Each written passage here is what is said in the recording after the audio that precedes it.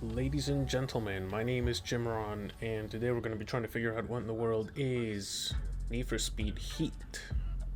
This is the latest Need for Speed game released by EA, and I'm a little bit late to the party. However, I think it's a good time to look at this game because I've played quite significant of it. So, what do we got here? This is a racing game, and it is pretty much straightforward in the sense that I think everyone knows what Need for Speed is.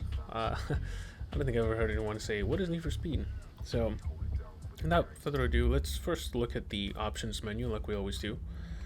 As you're going to notice on the bottom right, it says game not paused online. That just means that when you're playing online, you cannot pause the game because it's online. And that kind of sucks because if you're trying to go somewhere on the map or if there's other people running around, they may crash on you and cops may see you and you're going to have to escape them. And cops are brutal in this game. We're going to get that in a second. So, settings menu. It is incredibly detailed in the settings. Difficulty is the first thing that you see here and a few other things. You got driving assists and everything. You can change the units to imperial or a metric, which is cool. Gearbox, all that good stuff. Controls. I'm playing with a controller because it's a racing game. If you play racing games with a controller, a keyboard and mouse, you kind of sick. But graphics is what we really want to look at, and let's see. Ultra wide screen is super well supported. I really like that. You have a few things that you can change. Vertical sync, doesn't matter. I have G-Sync, HDR mode, auto, or off. My monitor doesn't have HDR, unfortunately. Resolution scale, you can increase the render resolution to get a little bit better clarity, but a huge tank in performance, and performance is something this game really struggles with. Motion blur, obviously off at all times, even though it does enhance, for some people, the experience. Graphics quality, I have it on custom because I did have to turn a few things down from ultra to high in order to keep what I would consider a reasonable amount of FPS over 60. I do have a 120 hertz display and I would like to get a little bit more than 60. So that being said, you do have a pretty respectable amount of details that you can change. Depth of field, of course, is going to be off. Post-processing, that's kind of a hit or miss on this one. It doesn't say exactly what post-processing it does change, which is kind of annoying. Terrain quality, I like to have my environments as good as possible. So that is pretty much all the settings. You got some audio settings, you got chat wheel, privacy, and credits, which I haven't read. And this is my GTR right here. As you can see, I'm one of those people. You can swap cars and go to the menu that you have the rest of your cars. Oddly enough, your current car is not being displayed here, so you cannot really know how it compares to the ones that you have in your garage already. This is my Skyline, which I haven't really gotten to upgrading yet because I'm trying to unlock a few more things. My 370 and what I started with. So let's jump into some gameplay. How does that sound? There's two types of gameplays that you're going to be doing in this game. You have daytime and then you have nighttime. Daytime is when you earn bank or money, which is the currency of the game. This is what all the races do here. There are some cops. They don't chase you if they see you on the street or if you fly past them, but they will, however, chase you if you hit them or if you touch them or if you go super close to them. So kind of be careful when you see cops, but you shouldn't really care for like 99% of the time. And then nighttime is when you earn rep or XP points in order to level up your character. And these two work in combination because you need currency to purchase upgrades and vehicles that you unlock through leveling up your rep. And then you also have a heat multiplier, which increases the amount of rep that you gain during nighttime the more you stay out and the more you harass the cops and the more you escape the cops. Cops are freaking brutal during the nighttime. Do not get caught. You're going to lose a lot of currency. So that's my only advice I got for this guy. So we're gonna go to the daytime for now. I'm gonna check out the gameplay. One thing I really appreciate from this game is how nicely the ultrawide works. As you can see, there's no stretching, there's no nothing that I would consider. Oh, here's another player. Nothing that I would consider annoyingly not optimized. So why does my car sound like this? Oh, it's this guy right here being an idiot. Okay, let's step away from him. So right now I'm running at about 80 FPS average, which is not too bad. It's not perfect either. However, it is what it is. So what do you get when Need for Speed Heat? So let's look at the map. There's a few types of different races that you can do. So you got drift races. You have regular races, which is a circuit race. You have sprints, which are from one end to the other end. And the new badge is what you're going to be looking at in order to be able to see which one is new for you to do. So these red things here are cops. They're moving on multiplayer. You can fast travel to safe houses during the daytime. You cannot fast travel to safe houses during the nighttime unless you're already at a safe house and you want to fast travel to a different safe house in order to get to a race in that location. And you may want to do it because it's going to be kind of annoying for you to get there if the cops see you. They're not easy to escape. What other races do we have here? These are the completed races.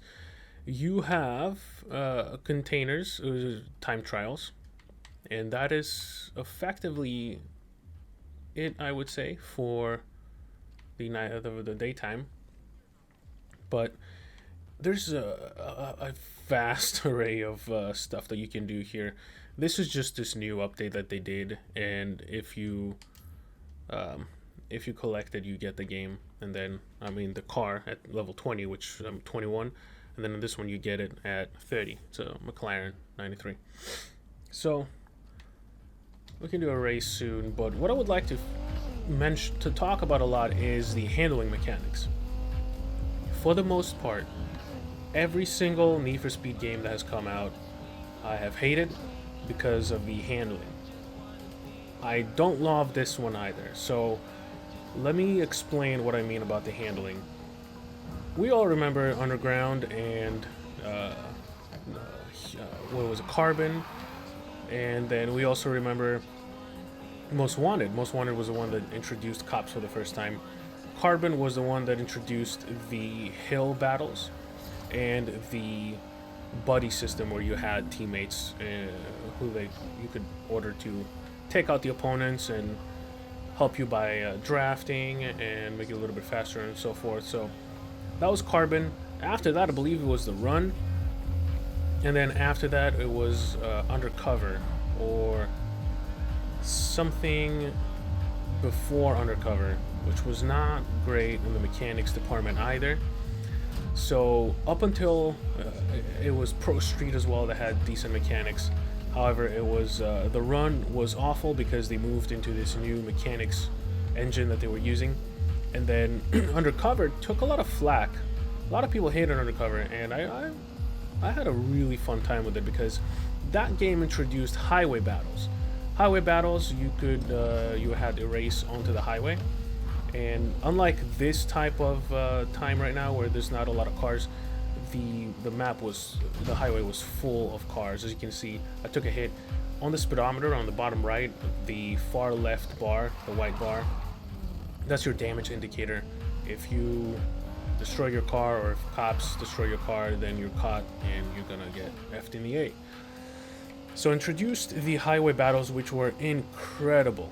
They were adrenaline rushing. They were just really, really fun to do, and I really enjoyed those kind of battles. Let's see what we got here. Okay, we're just gonna pick up the car, I suppose. I kind of like the two currency types that the game has. One is the level and one is the money. And you can do some... Wow, this artifact in here was kind of bad. You can do some challenges throughout your races, which will help you with gaining some rep or bank during nighttime or daytime when you cannot earn the other. So during the day you can do some challenges that will give you some rep in order for you to level up, but it's really small amounts. It's not going to make any difference. This is cool. I wonder how fast it is. The people don't talk a lot, and it's a good thing. The voice acting is fine. There's a story here. Thank the... Oh, it's nighttime. Holy crap. Okay. Oh shit, there's a cop there. I try to avoid cops at all costs because they are annoying as hell. Okay, so there's... man, I'm not gonna get an ammo. Nope. Okay, so let me hide here. What you can do is you can go to a safe house and end your night. I'm not going to do any nighttime races right now because I don't want to get caught by the cops. It's really hard to focus on the game while you talk. So here's a safe house. In order for you to switch from nighttime to daytime, you do have to finish the night by visiting the safe house first. So we're going to fast travel, and we're going to switch to day, and then we're going to switch to... This is locked. This is also locked. Let's just travel here and use this new car. Ah, well, I have to switch first. I guess we can fast travel to... Oh, we have to end the night first. I forgot. So we have to enter the... You have to enter the garage. You have to end the night.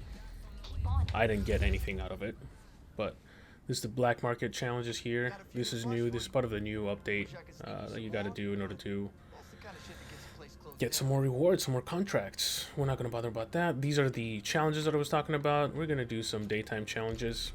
As you can see, you don't gain much rep, but it looks like they've increased the amount. It used to be a lot less. This is my ride. It is not that great. It's not that fast, but this is the menu for the upgrades. We're going to look at the performance a little bit. You can change a few performance parts, which is nice. One thing I want to focus is the nitrous system, the NOS. The mechanics have changed a little bit. What you choose now is either one big tank, two smaller tanks, one massive tank, and so forth. So you can do up to 5 tanks, looks like, with this car. And as you can see, you have to level up your character in order to upgrade them. So what I like to do is just do 2 3s and kind of keep it that simple. You can also change the gearbox. You can go 8 speed, 6 speed, 7 speed, 5 speed. There's a lot of options that you can do. A lot of the times it doesn't really change much, but you can set up your car to do off-road, racing, drift, or road. Racing and road is what you're going to be typically going for if you want to get the fastest possible setups. Drifting is just plain and simple drifting mode, real weird drives, and then off-road is what you're going to be doing if you don't want to slow down dramatically. If you steer off the road, you will slow down a lot. Multiplayer is what we're going to be playing now, but people are just kind of rude in the multiplayer. They don't really care. If you get stopped, they will just hit you, and cops will chase after you. So I typically don't play multiplayer, but I just wanted to show the netcode for the game. Let's go to the race. We're gonna fast travel to something closer to that. Oh, that race is disappeared. We're gonna do all. It hasn't disappeared, it's still there. So we're gonna fast travel to this guy. The difficulty of the game is kind of questionable. So on easy, the game is ridiculously easy, to the point that I overlap my opponents frequently, if not all the time. However, I am really disappointed to report that there is a lot of rubber banding, a significant amount of rubber banding. And I can tell because at least one racer, more often than not, will be, outrageously fast, even on the easy difficulty. And they will be so fast, there's no chance in hell for you to beat them if they maintain that speed, which is really, really worrisome in my opinion. Let's do some drift challenges. I do not really appreciate the rubber banding in these games, and Need for Speed has been suffering it for a very long time, ever since Underground 2 and Carbon and all that stuff. I don't recall Carbon having any rubber banding, but I did beat it a very long time ago, so I could be wrong about that. Hey, one started, which is nice.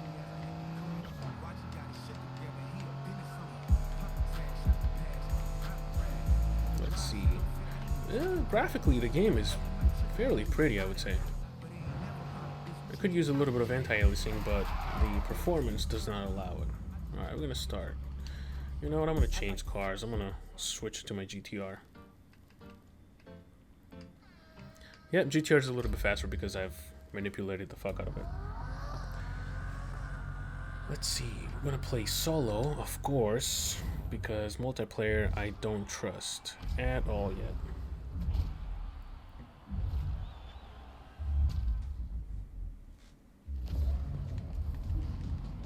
You can skip cutscenes in this game, which is unbelievable again.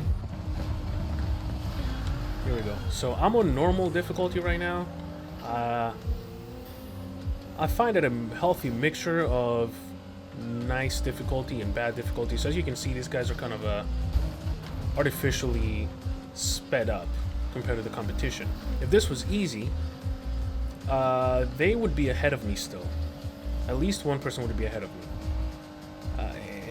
And then, you know, towards the middle of the race, or I would say about 45% of the race, I will talk about this, by the way, here in a second. Towards the 45% of a sprint and during a lap, like at the beginning of the third lap, I want to say, or towards the middle of the second lap, the fast racers will slow down dramatically, and I'll catch up to them and they will start going at the speeds of the last people. That is kind of frustrating. If the game was to be difficult, just keep it on the same level. If someone is picking easy difficulty, I don't think they're necessarily looking for the challenge. They probably just want to breeze through the game, just do some racing. I understand that this is not the way the game was supposed to be played, but that's just what rocks people's boat sometimes. Not everyone appreciates a difficult challenge. Not everyone likes Dark Souls. I hate Dark Souls because it's too difficult. But if someone picks easy, I just wish that they could just remain on easy and not have to worry about people rubber banding. So I want to address this most important part for me about the game. So I'm going 170 miles per hour, and I'm about to drift. And I slow down to 69 miles per hour, and I took that turn. Something like this would not have been possible in Underground or Most Wanted or Carbon or Undercover, or Pro Street. These types of handlings would not have existed. Now, for the most part, this is the best handling Need for Speed that I've seen personally in a very long time. I've essentially played every single one of them that came out, and they all had laughable issues, to say the least. I think it was Hot Pursuit that had a locked frame rate, which you could unlock through the INA files, but everything would speed up in the game by double. So the game was locked at 30 frames per second, but if you unlocked it to 60, everything would be twice as fast. Your car would be twice as fast, everyone else would be twice as fast, but your handling would not be twice as fast, which was an odd choice of programming there. Now, as you can see, there's no one behind me right now. That is because I'm at the point of the game, way past the 45% mark, that everyone else is just slowed down dramatically. So these two guys that were kind of challenging me were falling behind, right behind me, and now they're not. And I'm about to overlap this last person here. This is the medium difficulty. If you can just manage to hold your ground in the beginning and kind of not get dropped behind, even on hard, it's pretty much the same story. And that kind of takes away from the game. Takes away the immersion, takes away the fun. I wish medium was a little bit more difficult and more consistent. The game lacks a lot of consistency when it comes to the difficulty of the game, so take that as you may. There's an abundance of cash that you can earn during the game. So what I did was, you see, $27,000. This GTR cost about $100,000 if I'm not mistaken. What I did in the beginning of the game is I actually played a crap ton of nighttime, and every time I finished a race or two, I would... Oh, there's a cop. Fuck. Come on. Leave me alone, cop. If this was nighttime, I would have been chased by now. Do not go off-road if your car cannot handle it. The cops will murder you. They absolutely will. And there's a lot more cops during the daytime, from what I can see. It didn't used to be this much. There was recently a massive patch for the game, so they've probably changed a few things. I like the sound of the cars. I generally like the music, but to be truthful, what I do most of the time is I have 210. I have the game playing on the background, muted almost, and I have The Office playing on the background on my TV, which is right next to my computer, so I don't really care.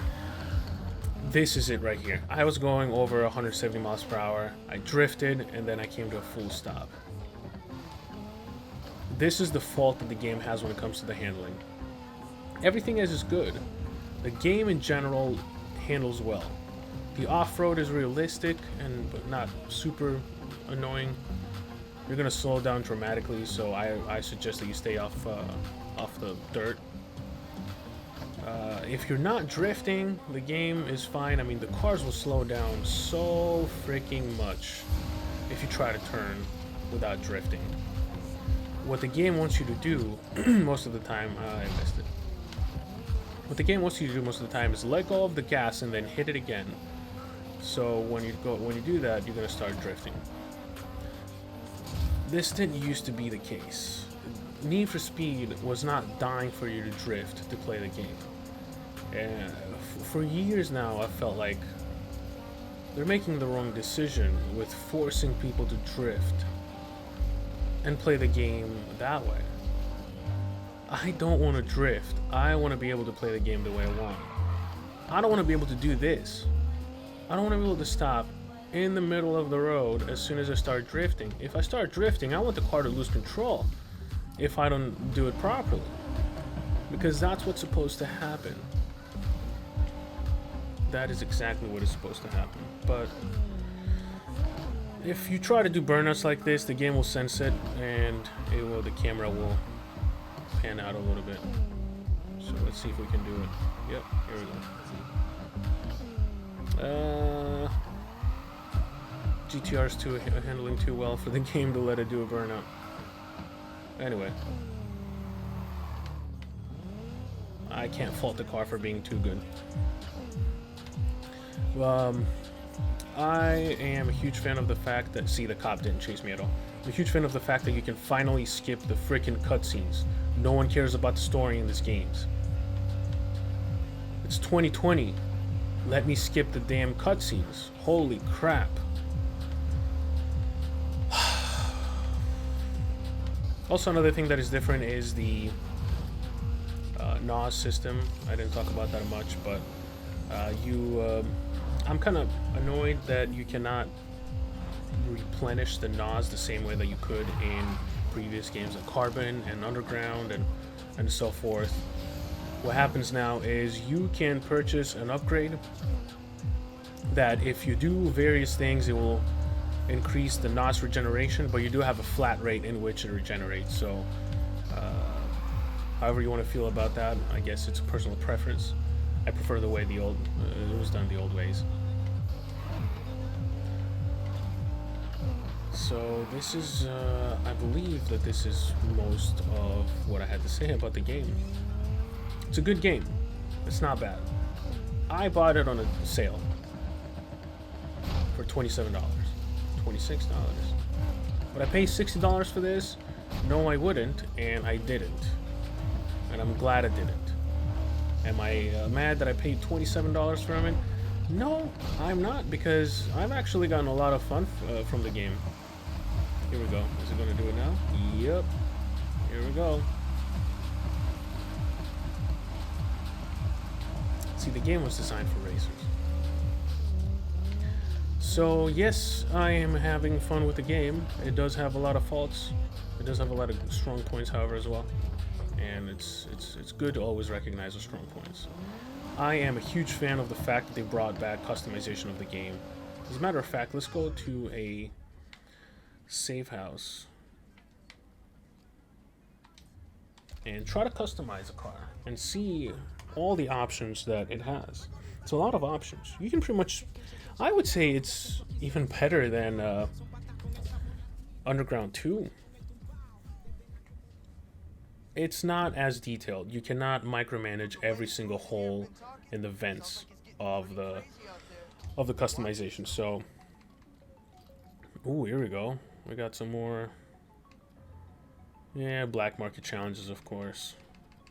You have neons that you can put underneath the car. It's been a long time since you've been able to do that. So, we're just gonna try to customize my first car. This guy. So as you're gonna see on the square, under customization rating, that's how much you can customize the cars to make them look in your personal preference. This guy's a 10 out of 10, obviously. So let's see, body. Let's start with the front bumper.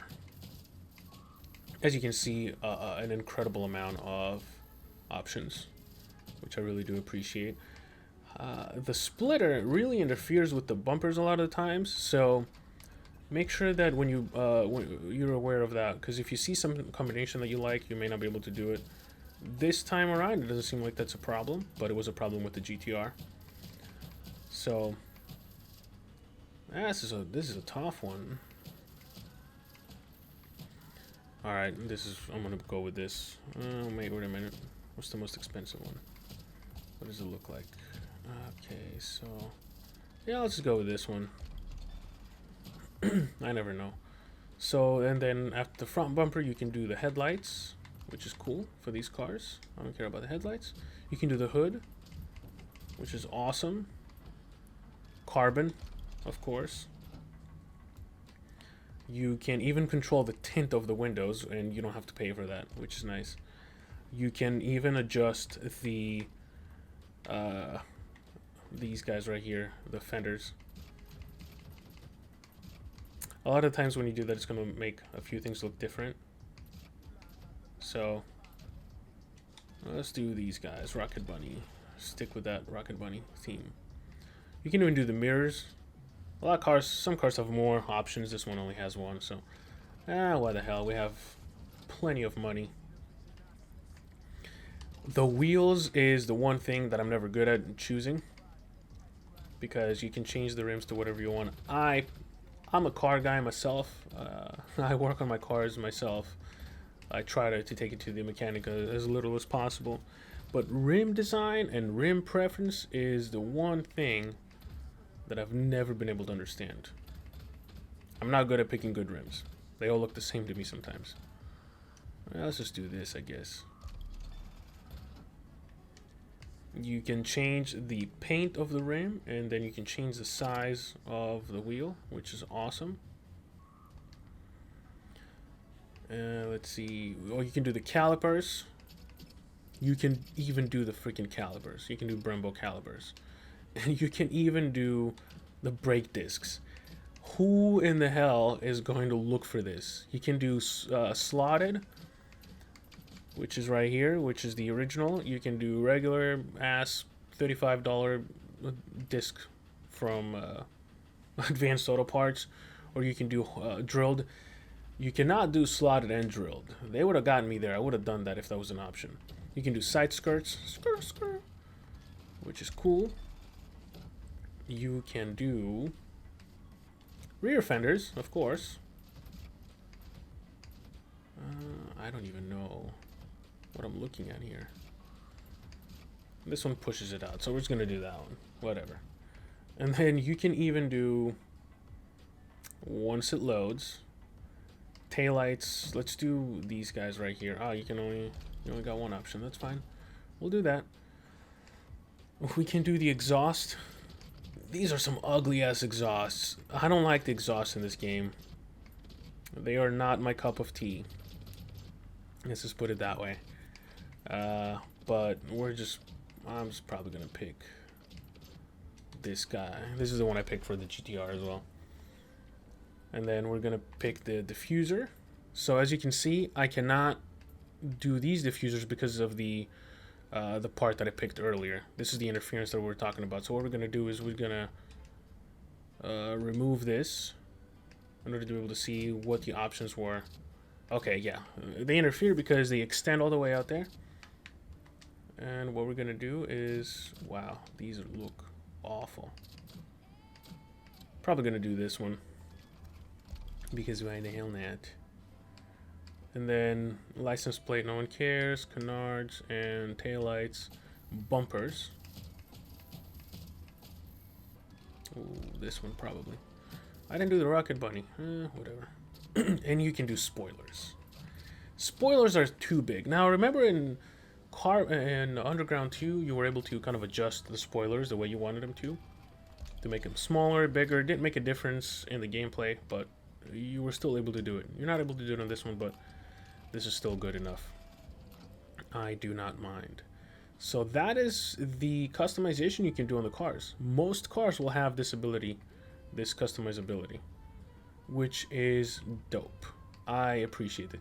This looks kind of ugly in my opinion. I don't like this front bumper, but what are you gonna do?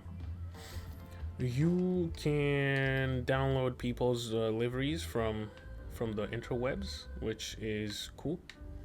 A lot of these are wacky as hell. I think I like this one. Actually, I like this one. Yeah, this is cool. We're gonna do that, and that's free. You don't have to pay for it. Tells you the downloads and when it was created and all that stuff, so you can upload your own. I mean, it's good. Let's take it for this is my drift car, so I'm gonna have a hard time maneuvering around town, but I don't have much else to say about the game. Generally, it's good. Wow, this is, holy crap, that is sticking out there. Oh my god. Oh, that was another car. Okay. Oh, whew. That happens sometimes. It trips me out though.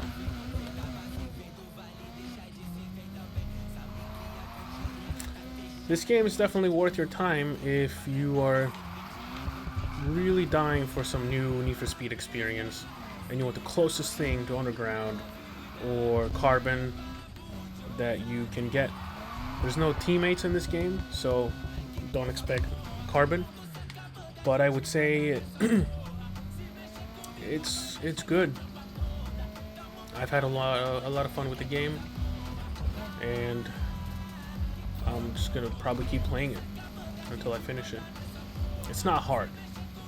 It is not a hard game. I repeat, it is not a difficult game. Up the difficulty too hard, you're probably gonna be fine. So let's do some spins and end on that note. This is the only time you would see the calipers and actually pay attention to them. One thing I forgot to do is check out the dealership, so we're gonna do that real quick here before I forget again. This is the dealership right here. This is literally the only way you can buy cars. You cannot do it through your garage. You cannot do it through the menu. You actually physically have to either fast travel or drive to the dealership. Enter the dealership, and boom, here you go. These are the cars now. As you can see, there's no sort button. That's frustrating because you have to go through them by price. You cannot sort by performance. You cannot sort by manufacturer. You cannot do any of that shit. And that's fairly annoying. I wish I could just go to the Nissan dealership or to the Aston Martin dealership or the Mercedes dealership or the BMW dealership. This is not a good thing.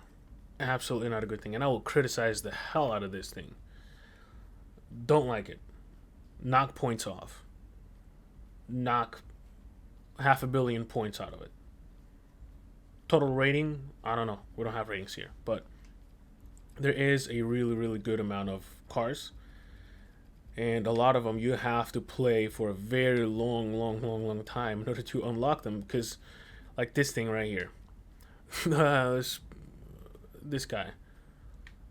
50. Level 50. I'm 21. I've put in a lot of freaking hours in the game. And I'm still only level 21. And I have been primarily focusing on nighttime. Most of my playtime, I'd say at least 80% of my playtime, or 75% to be a little bit more realistic, so far has been during the nighttime. You cannot gain any money from nighttime aside these little challenges that you do to get like a couple $1,000 for each challenge, and then you get an extra like 5,000 or 4,000 if you complete all of them. It's hard. It is really hard. There's some cars that you can only get through challenges, and some challenges you have to be a member of a crew, but some really freaking cool cars that are locked behind challenges. And it's kind of sad. You have to do all the jumps and get 3 stars to unlock this car. You have to get 3 stars on all activities and get all collectibles to unlock this car. You have to be a member of a level 50 crew in order to unlock this car. You have to complete the story to unlock this car. The story sucks, by the way. I don't pay attention to it. It's not important. No one cares about the story. This thing right here, you have to complete the campaign in order to play the legendary M3 from Most Wanted. What is the freaking point if I'm not going to use the car for the story in order to progress through the story, through the story missions? Yeah, I'll just keep doing races.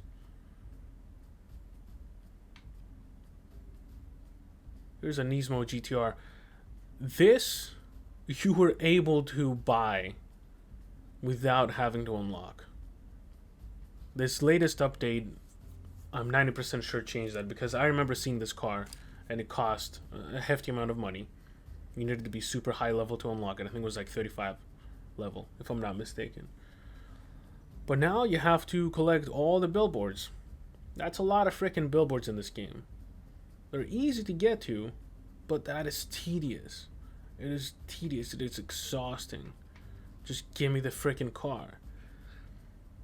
There's off-road races in this game, so you will need trucks. Keep that in mind, or you have to customize your cars to be more off-road oriented. There's still some decent amount of cars and decent cars in general that you can unlock. You don't have to do those challenges, but this... If a car was already available to be purchased without having to do any stupid challenges, why take that away, and why not add a new car instead? I don't know. Beats me. It really does beat me. But there you go, guys. This was Need for Speed Heat. It is available in Origin, Humble Bundle, and a few more places that I'm going to list in the description below. For $60. Don't buy it for $60. It goes on sale all the time. And buy it on a sale. Besides a few things that I criticize here and there, the game's a lot of fun. I've been having a lot of fun playing it. I'm not a huge fan of the fact that you can slow down to a halt or enough to take a turn when you're going 150 miles per hour by drifting. That's silly. It didn't happen in previous games that I liked. But as far as the driving goes, that's pretty much the only thing I hate about the game. Makes it too easy. But that's all I had to say about Need for Speed Heat. Hope to see you next time.